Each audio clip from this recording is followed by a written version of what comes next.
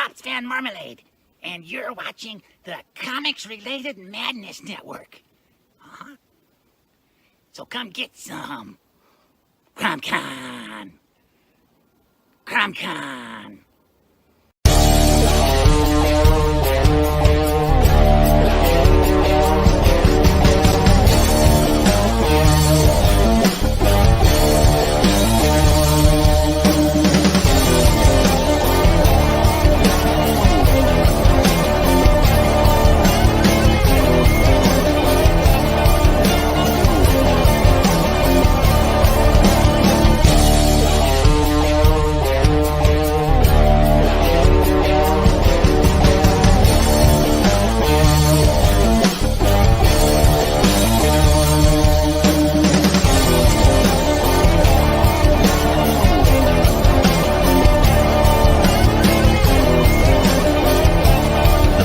Entertainment Group presents the Madness Comic Network with original programming and additional comic-related content. Hey, we want to shout out to our sponsors, Daytona Beach Comic Con. If you are a fan of comic books, if you're a fan of comic book conventions, and if you like meeting comic book creators and getting comics and comic-related stuff, then you need to make your plans to attend Daytona Beach Comic Con. This year's show is September 9th and 10th. Silverline will be there, so you should make your plans to be there too. We'll see you there. If you like comics and find yourself in the Orlando, Florida area, doesn't everyone come to Orlando at some point in time to see the House of Mouse? But when you're here, you need to make it a point to visit Coliseum of Comics, especially the one on East Colonial Drive. They carry Silverline comics, even a limited edition Coliseum of Comics version of our comics. So, when you go, be sure to ask for Silverline Comics and tell them we sent you. OCD stands for Orlando Collector Deviants. OCD, Steve and Trish, they're a family of geeks who promote geek things, particularly those around the Orlando, Florida area. They're big supporters of Silverline, and we think you should be supporters of theirs too. Go give them some love. If you are an independent comic book maker and you need to get your independent comics made, you need to look no further than Kablam Digital Printing. They print our books, and they do a bang-up job. They're not only trusted by Silverline, but many, many independent comic book makers. Head on over to kablam.com and see for yourself just how easy it is to have your comic printed by them. And tell them Silverline sent you. Hi, this is Tim TK, host of That Silverline Show on Tuesday. Join us at 11 p.m. Eastern, 8 p.m. Pacific every Tuesday night as we discuss pop culture and the joys of making comics. Hi, I'm Barb Kilber, co-host of Silverline's Wednesday Wham. Join us each Wednesday nights as we discuss comics, literature, movies, and anything else that may catch our attention. I'm Roland Mann, and I host Silverline's Silver Sunday. Join me every Sunday at 8 p.m. Eastern as we make mine Silverline.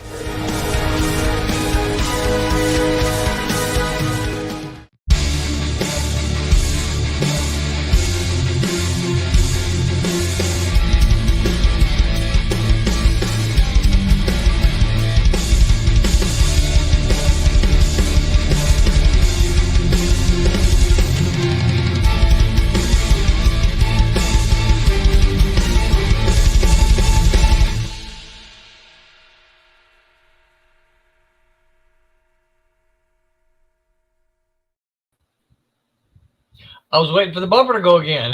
I know, me too. I guess I took it out because I had it after our little clip. So I was like, wait, what happened? Welcome everyone to Silverline's Silver Sunday this September the 3rd. I am your host. I am Roland Mann.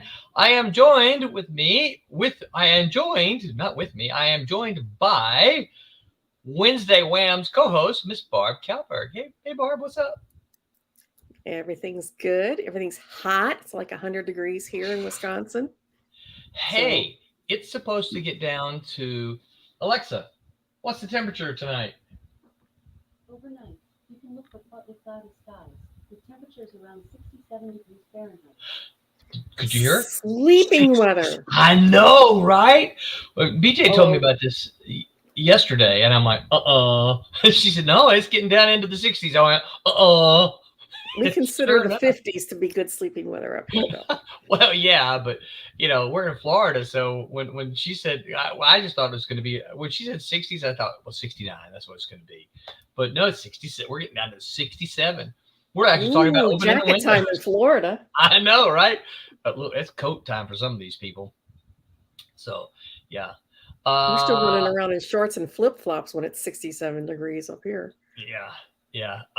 It's funny because, coming from Mississippi, one of the things I heard all the time was, oh, the humidity. And when I got here, I'd been here like almost 2 years. And I said, so where's this humidity everybody keeps talking about? Because I get that it's humid here. I understand that. But I'm from Mississippi. And the humidity in Mississippi is far worse. So the difference is this, right? So the difference is that here in Florida, there's almost always a breeze of some kind, sometimes stronger than others, but it's almost never still. And I think it's because we're a peninsula. So the wind blows back and forth over the peninsula, right? But there's rarely ever a time that it's just still, right? In Mississippi in July and August, it just gets still. The wind doesn't blow. You can hear the cicadas. Yeah, they're going real strong here. And it's and everything is like hot and sweaty like a swamp. Yes. So yeah, it was kind of funny because I kept waiting for that.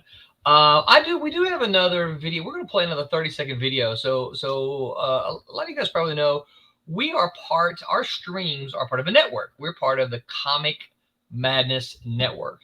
And one of part of the reasons that we did this is obviously we want to try to expand. We think everybody needs to be aware that Silverline Comics exists, and we want everybody to tune in and listen to us talk about comic geeky stuff. But one of the things that Madness is trying to do is they just started a crowdfunder. I think it just launched today. It might have been yesterday, for a Roku channel. And what does that mean for us, you ask? And why might you be interested? Because if the Madness Network can get on Roku, that means Silverline gets on Roku. That means, and I don't have Roku, so I don't know exactly what it is, but I got an idea. It's a streaming service like Hulu and that means you could just click on your Roku and there we are, right? So that excites me because that's potentially, a lot of people have a Roku, right? A lot of people, everybody I talk to, I got a Roku, I watch it on my Roku, We don't have one, but yeah, so we're going to watch this little, I haven't seen the video, so I hope Pops is not swearing up a storm. But I see a little video there, so we're going to play it. Pops is going to talk about the Roku crowdfunder. So here we go. Yo, Pops Van Zandt here. The Madness Comic Network is evolving into the Madness Roku Network. We're taking our stuff to Roku. We're joining great channels like the American Horrors channel. We're taking our stuff over there, guys. We love it over there. You're going to love what we bring you. We got some great shows, all kinds of different stuff. Come join the madness, yo. Madness Roku Network right here. Peace. All right. So I'm looking for the link, but all you really need to do is go to I think it's a Kickstarter. Let me see if I have it somewhere else. Madness. Yeah, it's a Kickstarter. So just go to Kickstarter and look for Madness, and you'll see it. And if you can, I know it's tight, but if you can, toss a few dollars their way, see what tier you might be able to back, and get on over there and help get us, not just us, but the entire Madness Network.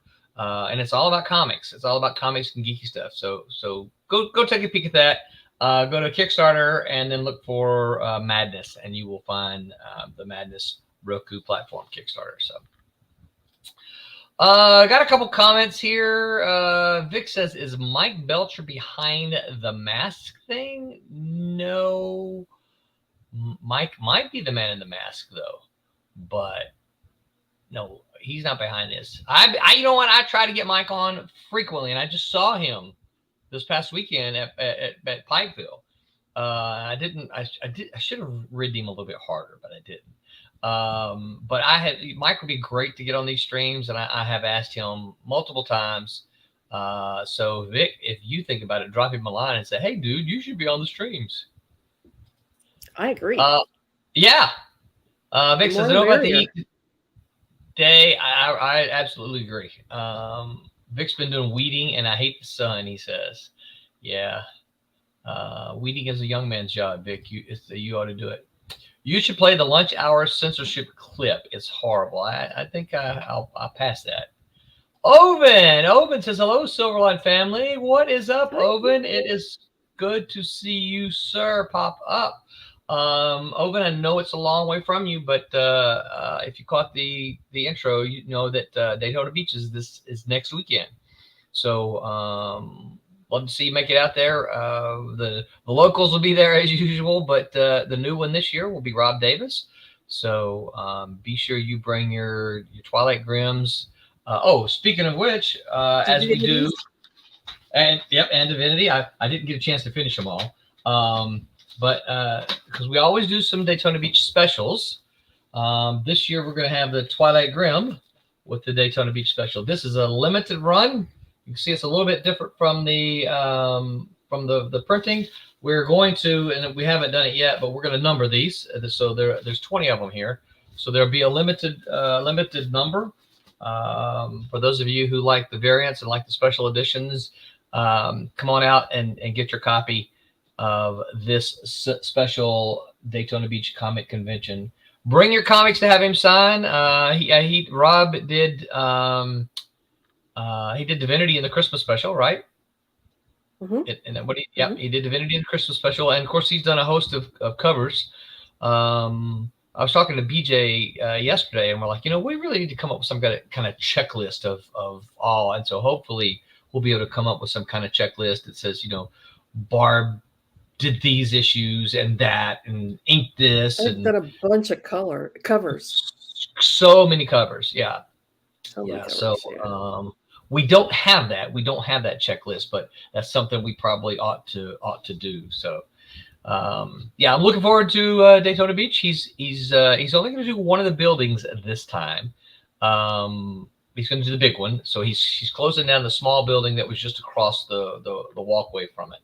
And so if any of you happen to be in Dubuque, Iowa this Sunday, I will be at QuadCon at the Five Flags Center. That's right. So swing on where by. Is Dubuque, Iowa? What's it near? Dubuque? That's what the non-Iowans call it. It is kind of like do they sell antiques in Dubuque? Yes. It's on the Mississippi River. Okay, all right. Yeah, up in between, kind of at the junction of Michigan, Iowa, and Wisconsin. In Illinois, more or less, it's the Illinois. It's where Illinois, Iowa, and Wisconsin all meet. Gotcha. So. I got a good idea. I know where the Mississippi runs, so I got a pretty good idea where it is. Then, as you might imagine, Barb, I don't get up in your neck of the woods too much because you're way up there. Yes. Vic says, Rob Davis, Divinity. You say? I think I need the Christmas special. I think you do, Vic. I think you do too. Yep. You might have heard me say, Vic. I'm proud of all the stuff that we've done, but I look at the Christmas special and I go, man, more people should know about this. Because it gets to get a little taste of everything. Get some previews in there. You get your favorites. You've got Cat and Mouse and Divinity and Kalis, and then there's the previews of all the new stuff that's coming up. Obsolete's debuted in there. I'm trying to think of what else was in there, but you got some sneak previews before they came out. So I'm actually being slightly worked on for a horror issue the same way, but I'm not sure I have the energy to do that. So not a bad idea, but I just don't know that I have the energy. Vic says, I sent Mike a message to try and convince him. It's probably not going to work. Probably not going to sork. Yeah. So, yeah. Well, the thing is, Vic, that you did it. So our topic tonight is mask. Sorry, hold on. That's the topic. In our team Silverline, someone's like, I don't know what mask means. I'm like, that's the topic. So we're going to talk about mask tonight, and why it's so popular with superheroes. Yeah, traditionally, superheroes wear masks. And Barb, if you want to, we can talk a little bit about cowboys. We can talk about burglars. We can talk about kind of real world mask as well, but maybe kind of how that works in with comics. Well, if you're going to talk cowboys, you would have to go straight to Lone Ranger and Zorro. Right. Exactly. Yeah. I mean, and they wore masks. Why? Yeah, that's a good question. Why did the Lone Ranger need to hide his identity? I never figured that out. So no. I remember the Lone Ranger one. The Zorro one I don't remember, because I remember they had that they had that the origin that played for him sometimes at the beginning, right? And I can't remember, was it his brother that was shot and killed? And he took the cloth from his brother's. His brother was a Texas Ranger. Right, and he took the cloth from his brother's shirt and made a mask so they wouldn't know who he was, as he went after the bad guys. Zorro was very much a retcon of the Scarlet Pimpernel, which was the original superhero way back. Was it Lady Orsky or something like that? Wrote the Scarlet Pimpernel back in the Regency period, and I did not know that was a redo. Well, it was kind of a redux on that, because it followed a very similar line, whereas Zorro was the foppish playboy, just like Percival, whatever his name was, in the Scarlet Pimpernel. So nobody would ever, kind of like a Bruce Wayne character, where nobody would ever connect this playboy kind of fop that didn't show any interest in anything but gaming and his clothes, and it would never equate them to the Zorro or the Scarlet Pimpernel or Batman. It all kind of dates back to the Scarlet Pimpernel. So I could see why he would wear a mask, although he only wore a half mask, which again is annoying. But we'll talk about those too. It's at least better than a little band of fabric across your eyes. It's like, really? Yeah. Really? Barb, I know you know it, but for those who don't, one of my favorite things to see Stan Lee talk about, and there's videos all over the place, and when Stan was always making like friendly jabs at DC. And one of the things he used to talk about was Clark Kent and Superman. He was like, yeah, I never understood it. I'm Clark Kent. Now who am I? You don't recognize Superman. Me, do you? Right? Yeah. that always just drove me nuts. Yes.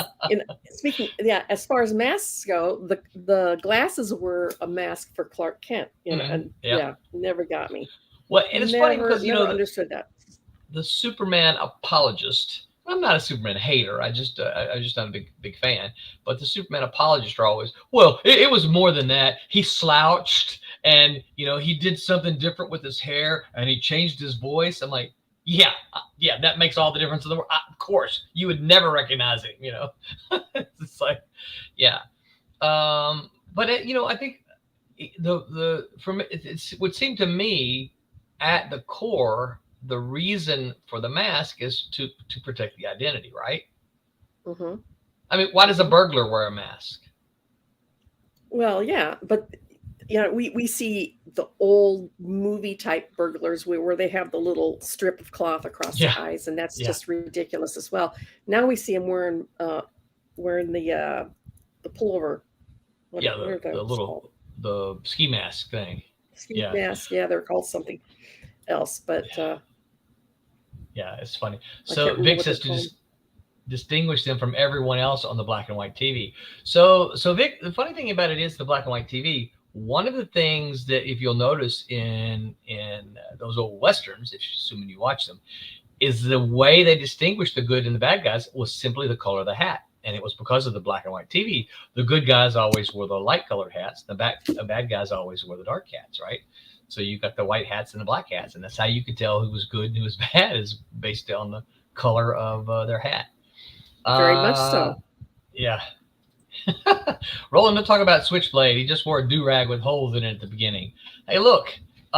Even superheroes have to concern themselves with the economy in harsh times, right? I mean, what are you going to do if you can't afford to go out to the sporting goods store and buy a ski mask? You just take your bandana. Everybody's got bandana. I got 3, 4, 5 of bandanas in my dresser drawer. Don't you have bandanas, Barb? Tons of them. No, I'm serious. I know. I believe you. Me too. I used to wear them in the 80s. Yep. Or I roll them up and put them around for a sweatband. It makes more sense to me to wear them on the bottom half of the face than the top half, because you can at least put a hat on and then all that's showing is the eyes. Yeah. Although nowadays wearing masks would make almost no sense at all unless you went with a full ski mask, because they have facial recognition software these days. Right. Yeah. So, I mean, back when, superheroes were first done, that was, nobody had thought you could recognize you by your eyeballs alone, but now you can. Yeah. And you'd almost have to wear some kind of eye covering, maybe some sort of special goggles to block your eyes down. I think Batman's. I was going to say, I think Batman's reason for the mask was to strike fear, right? His wasn't necessarily identity, but his was to strike fear. And the shadow, if I recall correctly, the shadow was because they thought he was dead. So he wanted to disguise his identity because, what was his name? Colt something? I can't remember what his name is. Don't remember. Yeah. I just read some pretty good shadows. Not too. Someone did some in the 2006 or so. What's up, Mr. Rios? We are joined by Mr. Dave Rios. Color me what? I'm talking about what's going on? What? We are talking about the absurdity of masks. Yeah. So yes, it is me. I was the one that asked the question on the mask in our team chat. I wasn't gonna call you out. Hey, I can call myself out. Yeah, I'm like, is this, what exactly is it? Mental mask? Is it, superhero mask? Is it the TV show from the 80s mask? Yeah. I wanted a little Jim more Carrey. context. We're covering, yeah. Well, we're just saying with today's technology and facial recognition software, you would almost have to wear a balaclava. Is that what it's called? The full face or ski mask and goggles. I don't know what that is. And full goggles in order to not be recognized on facial recognition. Oh yeah. You could never get away with a little strip of cloth across the eyes. Not that you could anyway. I mean, that just balaclava to me, it's just like a ski mask. Yeah. Then there's also the ones that came up on my Google search are the ones that have the strip like this, right? Now there's also the ones that just have the 2 eye holes, right? And this one has this one has 2 eye holes and then a little spot for the mask. So they don't have to have the whole strip, but. So if you're going to wear a half mask, Go ahead. No, go ahead. No, go ahead. If I was wearing a half mask, I would prefer the lower half of my face to be covered rather than the top half. And because, for one thing, teeth are very distinctive, and chin lines are very distinctive. You get a little dimple in your chin, and you're screwed. Yeah, that's right. And if you have, if you have a bad bad teeth or something. They're like, so and so, man, those. Yeah. I've I seen got a those gold teeth. tooth right there. You're going to be able to pick me out. Yeah. Right? Yeah. So it'd be much smarter to have on the bottom half than the top half, as far as I'm concerned. David? That would make sense because unless you were talking about somebody that had a very unique birth, I don't want to say defect, but more a condition or whatever. Like somebody like Jane Seymour has 2 different color eyes, or if you have somebody that has a distinctive pigment in their eyes, then there could be some identification based off of that. But that being so very rare, I believe I concur that the bottom half of the face would be the better one to be concealed. Yeah. On that. Yeah, you can't see mine, but one of my eyes has a brown patch in it. I mean, it's just my normal eye color is green, but I've got one of them that just has a little brown patch. It looks like someone took on Photoshop just went. Somebody dabbed the paintbrush tool in the wrong spot. Right. There. Whoop. It's not round, but it's a kind of a not triangular. It's a rectangular patch. But there's just a little patch of brown in my eye. Well, unless you wore goggles, it wouldn't matter if you wore the top half or the bottom half because your eyes are going to show. Yeah. Yeah. Oh, and here's another little interesting thing. When it's emergency and Batman's racing out of the cave, how does he have time to stop and put black around his eyes first before he slams the...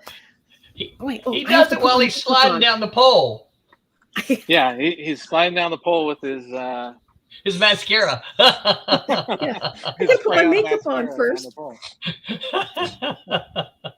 Yeah. So when he says "Quick, Robin, to the bat poles," he's got to stop with makeup first. I got a fan blowing on. It's still warm over here. We were talking about the temperature. I got a fan blowing on me still. I had a piece of paper over there that was blowing off. Let's see. Vic says they're called shiesties. Never heard that term, but I'll take your word for it, Vic. Vic says they don't have a bandana. That's because you're 16. You should have a bandana by 16. Man, by the time I was 16, I think I already had 3 or 4. It's a different time. It is a different time. A shiesty with some sunglasses. Talking about the half mask is that you won't leave DNA when you get punched and spit. That's right. Yeah. They punch you in the mouth. Good point. It is a good point. Oh, that's actually, I hadn't thought about it, but that's actually a consideration for drawing comics, right? So one of the cool things, we're all Jack Kirby fans here, but one of the cool things that would happen, right? If you look at Jack Kirby art, they get punched in the face right here. There's teeth and spittle and stuff going out, right? Like they've been, and their lips are all contorted, like they've been here, I don't know, but but the thing about it is, if you got a full mask over it, you don't get to see any of that, right? It's just hitting a mask. Hey, Barb, did you get a screen capture of Roland doing those facial things? Because we got to post that up. Unfortunately, no. Well, one of the things you both had mentioned earlier is you were talking about the masks and you were talking about reasons for it, and obviously when I start to think about that, the thing that comes up is, identity and, protecting your family and stuff like that. Yeah. But then, I started to think about some other things that I've seen in comics that people may not tend to think of a lot is you've seen multiple characters come in and say, when I put the mask on, I become another person, or the mask empowers me to be larger than life and stuff like that. So, we also need to remember that, in some of the writings, that's also a direction that they went on for people to do that. Psychological aspect to it. Well, so let's talk about this for a minute, because I believe there's that's grounded in some so, and I say this because I'm fresh out, a couple of years anyway removed from my son being in the school marching band. They had uniforms on, and you could tell when these kids got in their uniforms, something happened, right? It's not like, I mean, they practiced in t-shirts and stuff, but when they got on their uniforms, something happened. I mean, there was just something going on. And Barb, your son's a military guy. Has he ever said what it does to him to put the uniform on? He hasn't, but he will not wear it in public. Interesting. I mean, like out shopping. Yeah. He'll change on base first before because for some reason he feels that it's showing off if he wears it out in public. Yeah. Like, look at me, I'm in the military. Hey, Pops. Yeah. Hey, Pops. And he doesn't want people to come up and thank him. He doesn't think he deserves It's that. Interesting. Wow. Even That's after 20 years. Yeah. So he won't wear it to the store or anything like that on the way home from base. He has once or twice when it's there wasn't any other way not to, but usually he changes on base before he comes home, which is weird. Yeah, so it is kind of interesting. Yeah, you have to ask him sometime, because I find it fascinating. What if when he puts it on, does it do something to him? Maybe subconsciously, something that he's not thinking of. Pop says he's over there promoting. Modest. He's an extremely modest person, so I think he feels embarrassed to be putting himself out there like I'm not a hero. Yeah. Yeah. So, hi, Pops. Yeah. Well, we think you are. So, hey, Pops. He's over there promoting that campaign. If you just tuned in, Pops, we gave the campaign some good attention at the top of the show. Played the video, and we talked about it. Hopefully we push some folks over there for the Roku channel. Thank you, Roland, for offering the PDF tier. Of course, Pops. You and I have talked. Silverline is all in on the madness. So for those of you who aren't aware, there is a tier on there where you can get, I think it's 5. You can get 5 number ones from Silverline. So if you're like, hey, I'd never heard of those guys before, this is your chance to support the network and get the first issues of about 5 different issues. And of course, our plan is to get you hooked. You're going to read that first issue and you go, man, I got to have more. Right. So yeah, Pops, when you get a chance to check it out at probably in the first 5 minutes, we talked about it. So going back to the whole costume thing, uniform thing, I know that I've heard people say things like that, and actors do the same kind of thing. They put on they don't necessarily wear a mask, but they put on their acting outfit, and then their persona changes, right? And of course they're trying to get into a role, but I would almost argue that costume superheroes are doing the same thing, right? Yeah. Assuming a persona. Yeah, we're seeing that also with the people that are doing Star Wars shows. It's like they may jump on like the Mandalorian or something, and they get their chance to wear their Jedi robes and all that stuff, and it's like it's bringing out their childhood fantasies of living in this world. So from the comics standpoint, and even within comics, you get a lot of the things of the empowerment of their heroes thing. And kind of an example of that is, it's related to comics, but it's actually an animation, is think of the Disney role of Syndrome, putting on his costume to be as superheroes, and this is what I wanted to be. I was the sidekick when I was a kid, and now I get my own costume. I'm rich and I can afford it. Yeah. But it's not what I wanted to be. Now I'm going to transition to being the villain. So there's a lot of that, it may be based on the nostalgia and stuff like that. But it ultimately goes into kind of an empowerment of whether it be a costume, a mask, or whatever.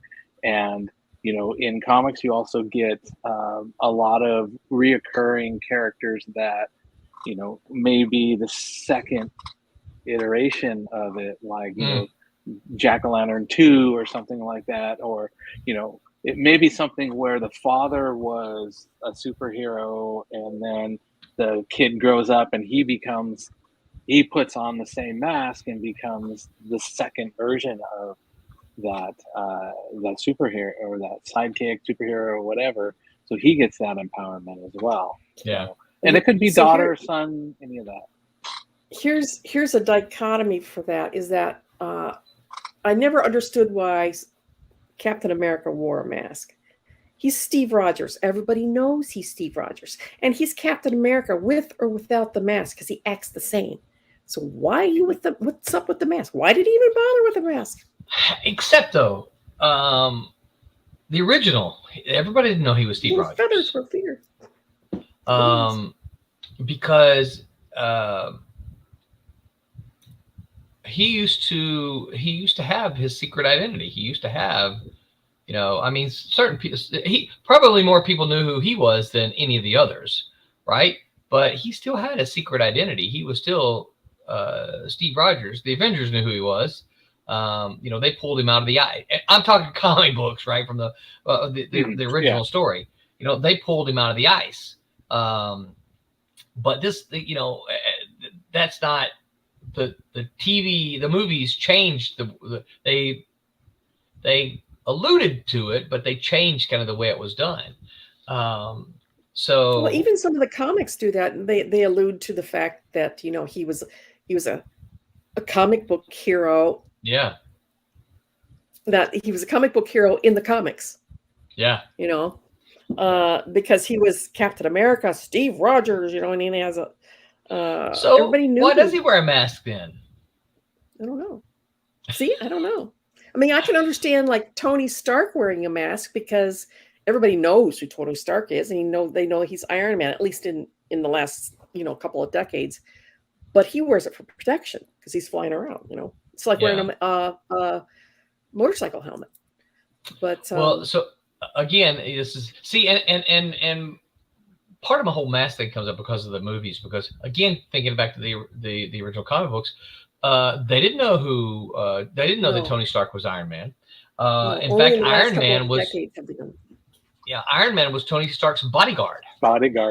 Yeah. Which is funny because you didn't see them together. Right. But when Tony Stark needed a bodyguard, there was Iron Man, right?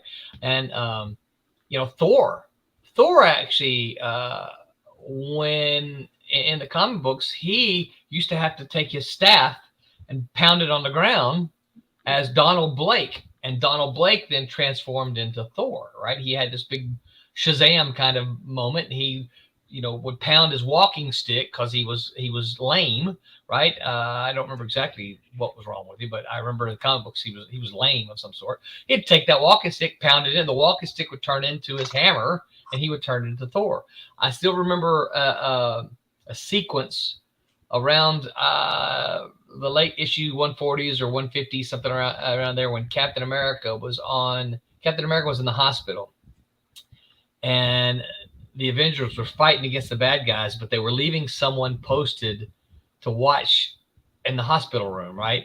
And when Thor and Iron Man were swapping places, they didn't know who each other was, but not officially, right? But I can't remember. One of them said, I think it was Iron Man said it to Thor. He left and he said, thanks. Now I have to go find Donald Blake or something. And he says, well, maybe you'll find him in the same closet I found Tony Stark in. There you go. Right. So it's kind of like, we got secret identities, but I know your secret and you know my secret, but we're just not going to talk about it, right? We're going to pretend that we don't. I think it was Iron Man that said that to Thor, because I think Thor's reaction was odds blood. But but now for the film, and I don't know about the comic books are duplicated now. I mean, I like the idea of Donald Blake, but now he's just Thor, right? I mean, there's no secret identity at all. It's just Thor, Yeah.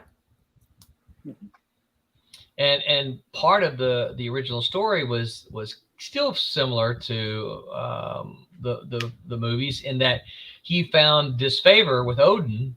Odin stripped him of his powers, cast him down to Earth, to Midgard, right? Where all the people were that he loved so much, and he became, he became weak, not a powerful. That's why he was Odin made him lame, right? But he still became a physician, right? So he was Dr. Donald Blake. Yeah, I always thought that was a really cool plot. Whereas, take the haughty, all-powerful Thor and teach him humility by making him lame, and then he becomes a doctor to treat the masses, which is incredibly. I think it was a really good plot twist. Yeah. That was nice. I like the fact that they called out that reference to Donald Blake in the first Thor movie. Yeah, that was great. That was nice. That was for all of us geeks, because no one else knew what that meant. Nobody but the comic book geeks had any idea what any of that meant. All of us, we're going, I get it, I see it. Oh, thank you. Easter egg. That's right. But everybody else is going like, what's the deal? Who's Donald Blake? You just picture that Leonardo DiCaprio meme where he's pointing. That's us. Hey, yeah. So here's my question then. My next question.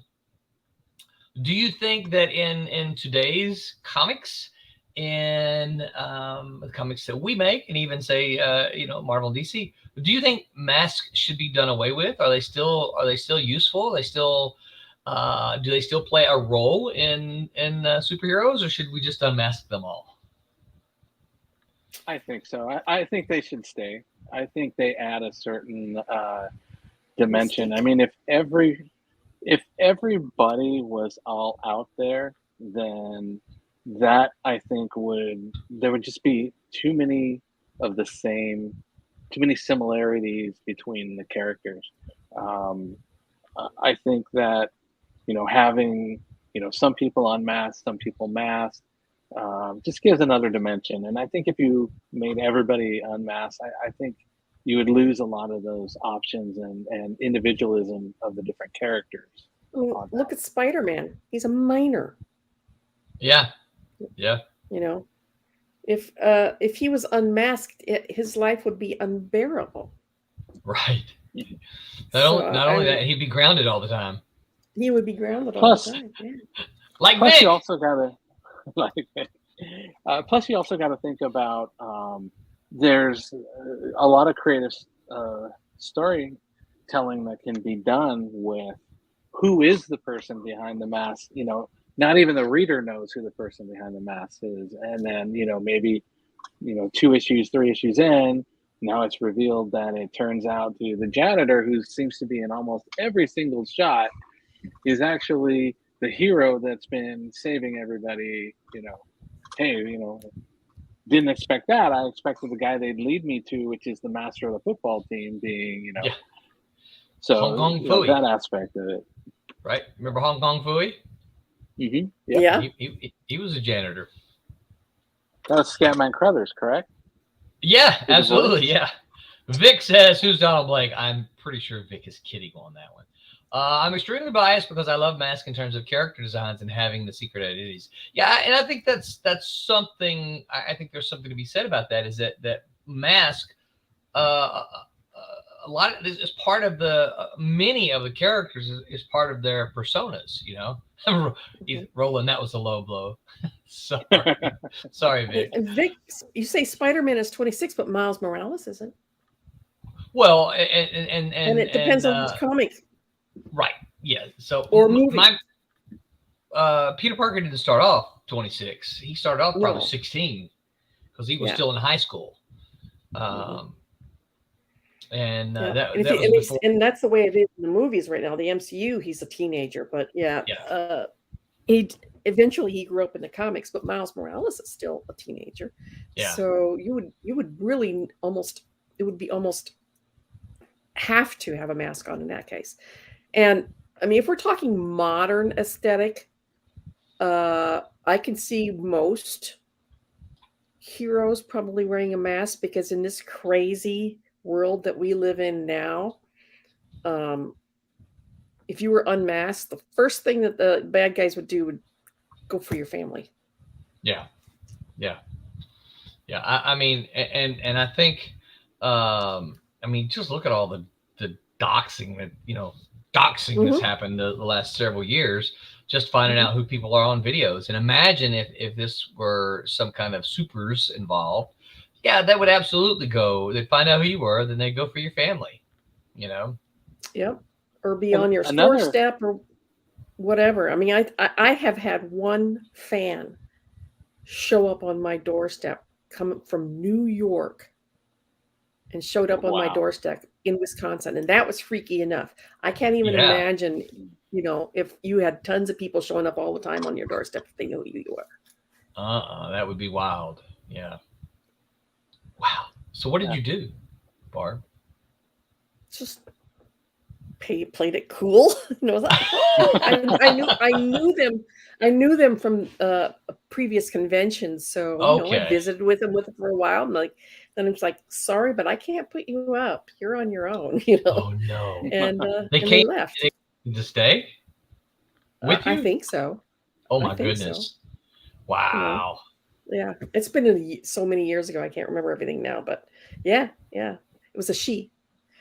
And it showed up on my doorstep. Goodness, still, that's pretty wild. Yeah. Wow, I couldn't imagine that.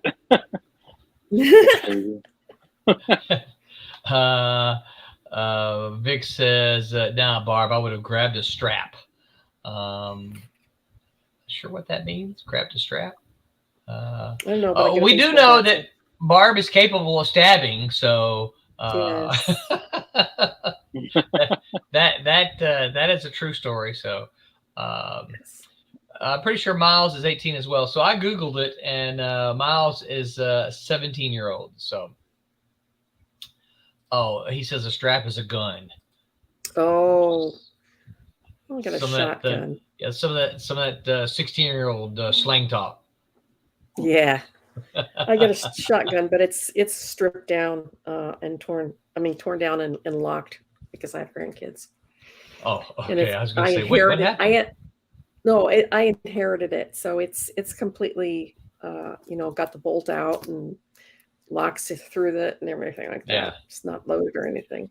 But I have stabbed somebody who jumped me in San Diego one year.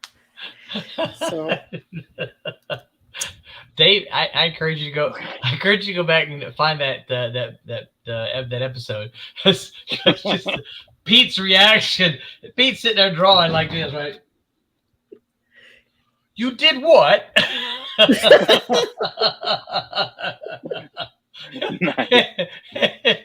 It's great. I'm not sure what the episode title poor was. Englishman, but Pete. But it is on. Not much violence over there.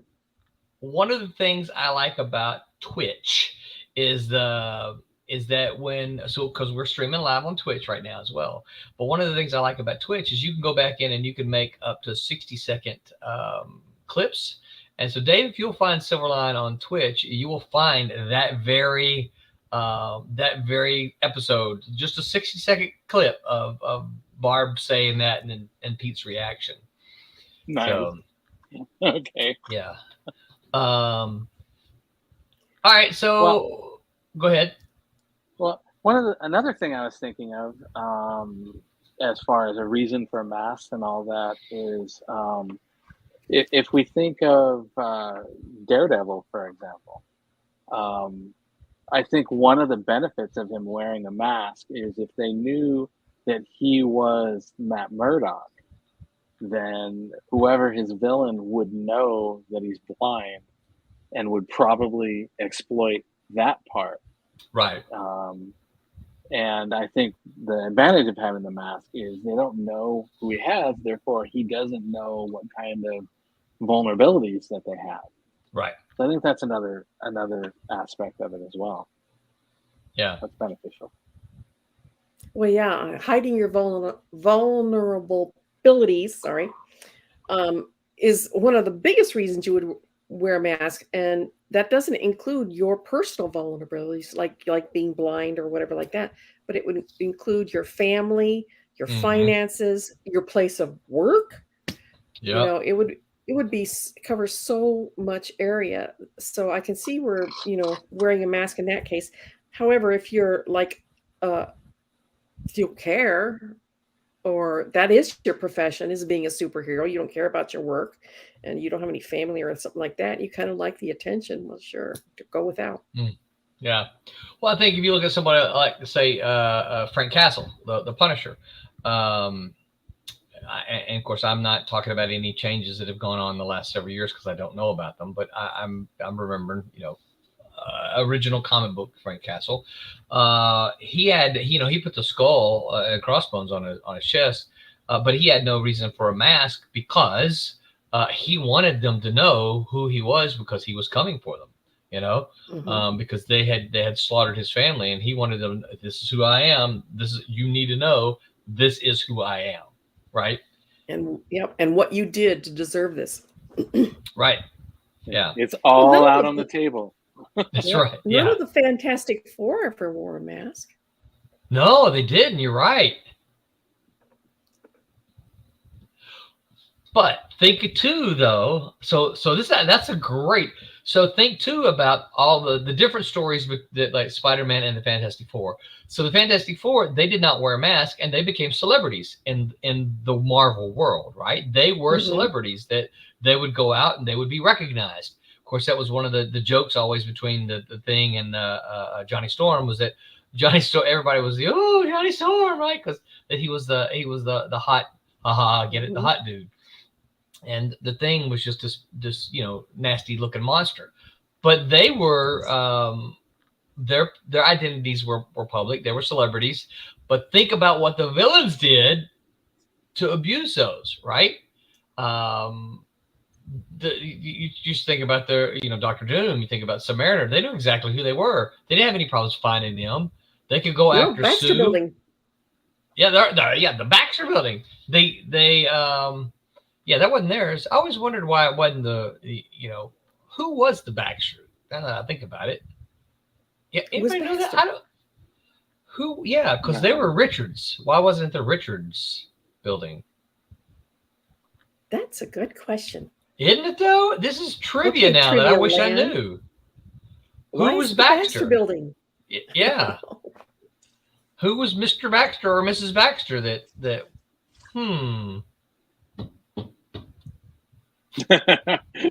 Roland's got sucked into this. Yeah, that's actually interesting. Vic says previous owners, maybe. That makes sense. Like the Chrysler Building. I mean, that Chrysler doesn't own it anymore, but it's always going to be the Chrysler Building.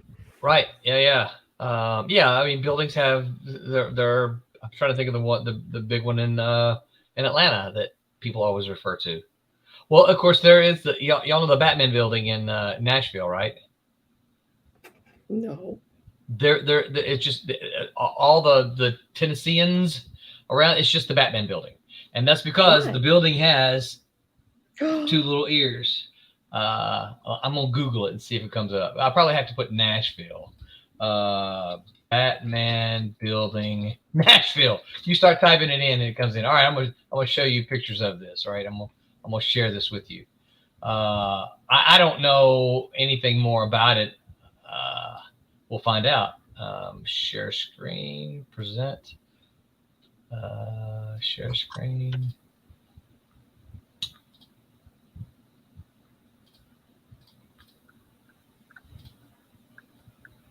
So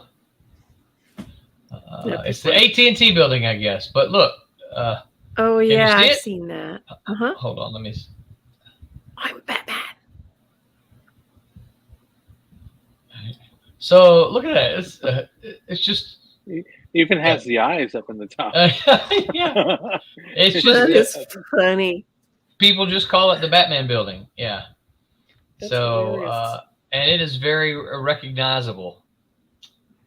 So, all right, yeah, that was funny.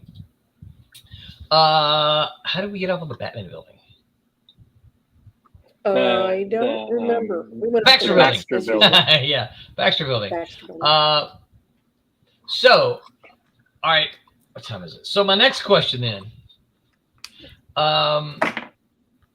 and I handed to Barb this before we went live. So one of the things that the movies do, okay, and it gets worse the more famous the actor gets, I think, is one of the things that the movies do is these heroes, I can't remember a villain that does it, but the heroes are constantly, frequently taking their mask off, right? They'll do something and they'll whip their mask off, right? One of the things I noticed about Spider-Man in his appearance, he took his mask off I'm like, stop it. My Spider-Man leaves his mask on all the time, right? My Spider-Man only rolls his mask up to here so he can drink, right? He does not take his mask off in front of the others. Of course, I understand some things have changed now, and apparently everybody knows Peter Parker's Spider-Man, which it just, I don't accept that fact. Well, in the MCU, apparently nobody does now after Doctor Strange. Yeah, because he wiped everybody. He right, wiped, he wiped everybody. his memory, so everybody. Yeah. As it should be. May died. As it should be. No one who, I mean, that is it from my perspective. That's part and parcel of who Spider-Man is. Part of what his problem is. Barb said something about it earlier, right? You know, here he is. He's in high school, and part of his struggles is doing the things that Spider-Man does while, you know, not letting Aunt May find out, sneaking out of the house, right? Not doing his chores when he's supposed to do it because he was doing Spider-Man stuff, right? Not having any of the villains find out so they don't go attack Aunt May, right? And heck, you know, I think the first person to find it in the comic books, Doc Ock unmasked him one time, but then he got the assistance of the Prowler. You guys remember the Prowler? Mm-hmm. The Prowler put Spider-Man's costume on, and Peter Parker went to a family gathering to prove he wasn't Spider-Man, and Spider-Man showed up. It was the Prowler. And then later on, you know, he got his costume back, and he said, "I don't know why you needed me to do that, but, you know," he goes, thank you for your help, right? So nobody knew. And this was like issue, 50 or 60, something like that. And I remember, you guys probably remember this too, when Captain Stacy, when Spider-Man was in a fight with Dr. Octopus. Dr. Octopus knocked down this big chimney and it fell. Spider-Man tried to get there, but he couldn't. And the chimney fell on Captain Stacy and killed him. Mm-hmm. Spider-Man grabbed him, leaped to get him away from all the people. He leaped to the top of the building and was holding him in his arms. And Captain Stacy said, "Take care of her, Pete. She loves you." And he was like, "What? No, you knew who I was. Oh my gosh." Right. So, and of course the Green Goblin discovered who he was. Right. Mm-hmm. And that caused all kinds of problems for him. Mm-hmm. Beyond that, no one should know. You know, that's when I saw the trailer for the new Spider-Man and his friend Ned found out. I'm like, nope, not gonna happen. Nope. So one of the what do you guys think about all that? Yeah.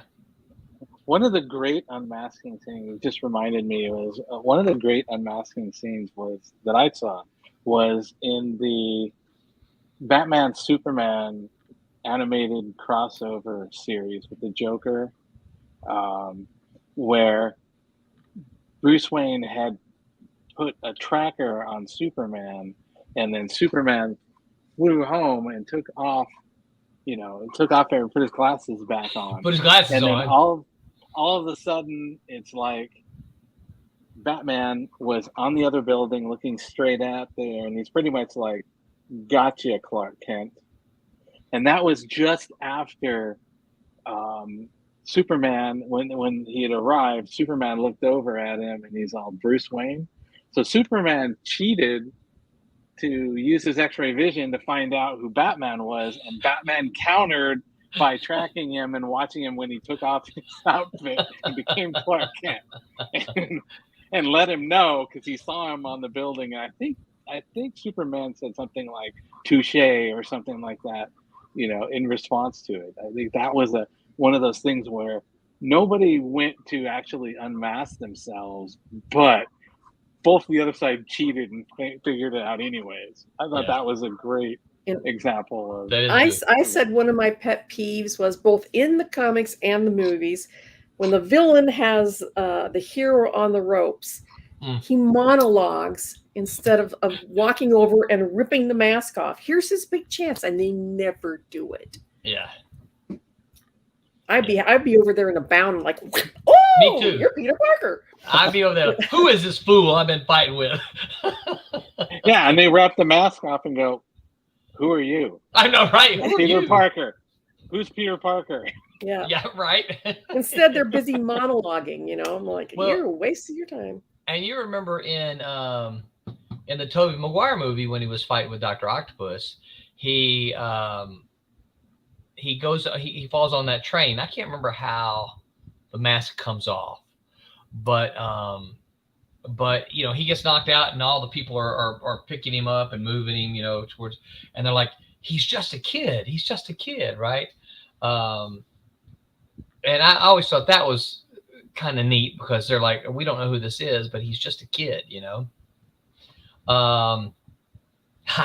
Vic says, unmask, then monologue. Exactly. Yeah. I like this too. Vic says a good unmasking should always be upon the hero's death. Yeah. I think that and of course I'm not saying that no one should know, because clearly, I mean, support teams are can be good, Oh yeah, and if you're married, you better have a damn good excuse for sneaking out of the house all the time. Right. You better be telling your wife, "Oh yeah, I'm so and so." Prove it, because right. Because I see you sneaking in the house at 2 a.m. in the morning. Boy, you better have a good reason. That's Especially right. black and blue, right? Right, exactly. Oh, you're into that, are you? Okay. Yeah. Come in all beat up. Just say, no one talks about Fight Club. Yeah. Better be telling your wife who you Exactly. are. Vic says 5 people max, in my opinion. Yeah, I don't know if they have a number on it, but I absolutely think that these things shouldn't be,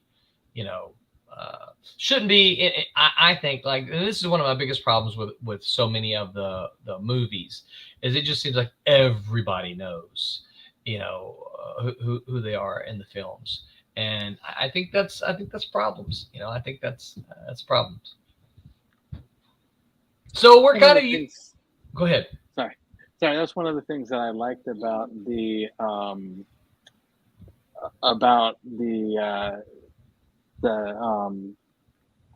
latest Spider-Man was whenever Doc Ock pulled his mask off, and he's like, "You're not Peter Parker," because he's used to Peter Parker from Tobey Maguire, Peter Parker from his time frame, and all that stuff. Speaking about Whitney unmasking, that to me seemed like a good way to sort that one in as well. Yeah, that was pretty cool. Yeah. Vic says Roland may have a problem with the Centaur stuff. Yeah, it just depends. Depends on how it's created. Like I said, Punisher was kind of always Frank Castle. But there are sometimes when you have a character like Spider-Man, his identity should remain secret from everybody, if at all possible. So not even Ned should know. Sorry. In the comics, I thought when he got married to Mary Jane, and Mary Jane knew, as Barb was saying, I think that made sense. Okay, Mary Jane, you're going to be, we're going to be husband and wife. Yep. You need to know who I am. Yeah. Same with Lois and Clark. Yeah. Same with Lois and Clark. Yeah. Yeah. So I think we're kind of, it sounds to me like, don't let me put words in your mouth, but it sounds to me like we are all kind of the consensus that we want masks to stick around, and we think they need to be utilized for heroes. So, yep. Cool. One thing that you sometimes hear from artists is like, well, I don't like mask because you can't.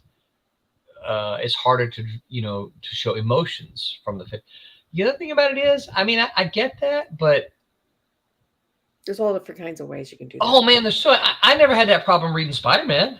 Never had that problem. Body language, little exclamation points above their heads. It's the words out of their mouth. Should say, no, not my dog. Don't kill my dog. Yeah. I mean, I think that and I get that. I understand that you want the mouth so you can, make all kinds of facial expressions and things like that to convey emotion. But these characters with, Deadpool, think about Deadpool. Deadpool has no problems, Yeah. So. Well, also think about stuff like, you think back to like our childhood. It's like we turn around and thought, Boba Fett was one of the coolest guys around. And, you think back to his Empire Strikes Back, you never saw his facial expressions or anything. It's just all in how he stood there with his pose, with his gun, or how he came across. He's just, And that was another one is, just the way that, the head gestures and things like that communicate a lot more than just facial expressions. So those are great examples of voice. How the dialogue. Needing that, so. Yeah. And Mandalorian's extremely popular, and 99.9% of the time you never see his face either. Yeah. But he conveys everything he needs to. But I also heard something. I also heard part of the reason they showed it is because the actor had a problem with not being seen. He's like, I'm acting, but no one ever sees me. No one knows who I am. And they're like, well, that's kind of what the Mandalorian is. It's like, yeah, but I want to be seen. And I suspect that some of what goes on with some of these movies is they're, hey, we want you to play Spider-Man. Spider-Man wears a mask. Well, can I take the mask off? They should say, no, you cannot. When you're Peter Parker, you'll be Peter Parker and you won't have a mask on. But when you're Spider-Man, you leave the mask on. I would never personally be able to wear the mask because just dealing with the pandemic with a mask over was. But you would wear a half mask, Barb. You'd wear like a as long as I could maybe. breathe and it wouldn't steam up my glasses, I'd be okay. Yeah. My problem is with a goatee, a half mask might give me away. Yes, exactly. Yeah. All right. So any other thoughts? Any last thoughts? Let's call it a night. Yeah. Nope. No, I think we're good. All right. Sounds good. Well, remember, folks, if you're up near Dubuque, Iowa, go see Miss Park. Iowa. Yeah, I've heard that people call it Iowa. Florida. I know, right? Hey, listen, true story. Florida? When I was in California, Dave, I don't mean to pick on you here, but when I was in California, BJ and I were watching the news, and they were talking about tornadoes. Mississippi gets lots of tornadoes, and the newscaster actually said Tupelo. It says over here in Tupelo, and I'm like, everybody knows Tupelo. That's where the king is from. Everybody knows Tupelo, Mississippi, but he said Tupelo. I'm like, no. Yeah, nobody can pronounce the names of the cities up here in Wisconsin. You have a lot of Indian names, don't you? Yes, a lot of Native American names. Yeah, Wauwatosa, Wanakee, all kinds of them. it's funny, and this is a completely different going off topic, but Alabama, Mississippi, Arkansas, Tennessee, those are all Native American names. But we just say them because, I didn't know that. Oh, of course, yeah, the Iowa Indians. Yeah. Mm-hmm. I think Minnesota is. Michigan, I think, is because there were I know Pontiac is because there were the Pontiac Indians, or Pontiac was one of their chiefs, I think. Yeah. Anyway, were the Dakotas also? Yep. They're Lakota, but yeah, the Dakotas that's an Indian name. So many names, so many names that we have are from the Native Americans who were. When we just said, "Hey, what's that over there?" and they said, "Well, that's the Mississippi." Okay, cool, Mississippi River. Yeah. Yeah. All right, I'm gonna have to head out. Yep. I will be here. I will be with so we got Barb and Dubuque. I will be at Daytona Beach Comic Con this coming Saturday and Sunday, along with, and I'm trying to find the doggone calendar, along with a host of Silverliners, a lot of the folks local. I'll be there. Tommy will be there. Haley will be there. Brent Larson will be there. Haley Martin, Thomas Formonti. Jose Fuentes is coming up. John Crowther, Team Beetle Rider, will be there with a bunch of, with some of the wrestlers. And also, you're going to find Rob Davis. So you guys gather up your books, bring them to the show, and we will be more than happy to sign them for you. Or better yet, come with a wallet full of money and buy the books new, and we'll sign them for you. I always advocate buying a second copy because that way you can get us to sign it, and then you can give your other copy. You can gift your other copy to someone who you think, hey man, you're really going to like this. I've got my signed copy. Here's your copy now. So next week, let's see here. Where is Tuesday? So on Tuesday, the crew, Dave, and those guys are going to be talking about all the places you'll go, creating locations for comics. The gang discusses how you can create locations for comics, how to make a location look distinct, unique dialogue, and the world-building considerations. The Wednesday Whammers then will be talking about, Barb, you're hosting this coming week, right? Yep. I'm going to have various questions, and they will have 3 minutes to give an answer. Ooh. And it will be everything. It will be everything ranging from Batman or Superman, yes or no, to peanut butter or peanut butter and jelly. So it will be opinion questions. Yeah, we need some of the international students for the peanut butter and jelly one. International students. I'm so used to teaching international people that anytime I say the word international, students almost always gets tagged with it. Yeah, so you guys come back around for Wednesday Wham, question opinion, round robin, as Barb quizzes the gang. We are not going to have a stream next week because most of us are going to be wrapped up with shows of some sort. So there is no one to host, and most of us will be busy doing other things. But the following week, we're going to come back and talk about conspiracies. So Tommy wants to talk about conspiracies. So that's what we're going to do. Let me open up my my chat. So until next time, you guys know what we always say. Make mine Silverline. Silverline. All right. Good night, everyone. My name is Ross Ritchie from Boom Studios, and make mine Silverline.